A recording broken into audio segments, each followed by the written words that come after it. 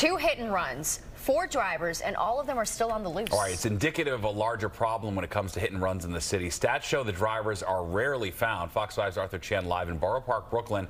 And Arthur, you spoke to the son of one of the victims. Right, and he is bewildered tonight. Now, we're standing at this intersection in Borough Park, where at this intersection last night, a man was hit, not by 1 car, but by 2 cars. Neither driver stayed to help, and that pedestrian ended up dying at this intersection. One would like to think that fatal double hit and runs are a rare thing in the city, but here in Brooklyn, it was the 2nd case in just 10 days. And across the city, as you point out, it's part of a larger problem where hit and runs are on the rise, but the percentage of drivers arrested for doing that was already abysmally low and getting lower. A lot of cars were at the scene in Borough Park, Brooklyn Monday night, where a 46-year-old man, a pedestrian, was killed, not by 1 driver, but by 2 drivers.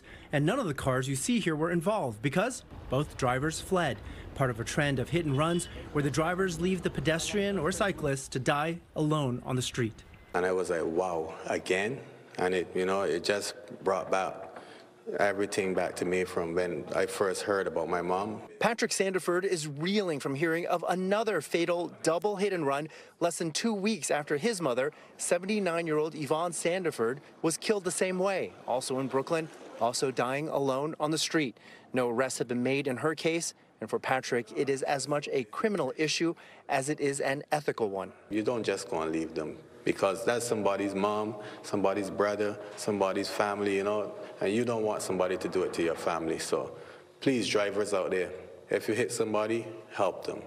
And here's where it gets even worse. None of the 4 drivers have been caught as of Tuesday night. According to a transportation alternative analysis of NYPD data, only 5% of drivers who seriously hurt or kill people on New York City streets were caught last year, meaning 95% got away with it. Police sources tell Fox 5 fake plates, obscured plates are one of the reasons they're unable to track down hit-and-run drivers. There have been 220 people who have been killed so far this year, and this is a 25% increase since 2018. Experts say there's a clear solution and break it into 2 parts. The first is prevention, with redesigns, giving pedestrians a head start at lights, creating a broader field of vision for drivers at intersections, called daylighting.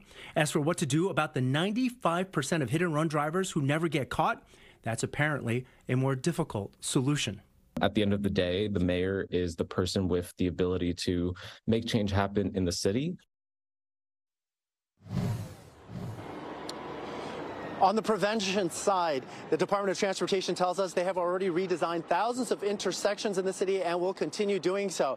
Now, on the low arrest rate and the ghost plates, we reached out to City Hall. We are still waiting to hear back. We're live in Borough Park, Brooklyn tonight. Arthur Chan, Fox 5 News. Steve, back to you. Wow. All right. Thanks, Arthur.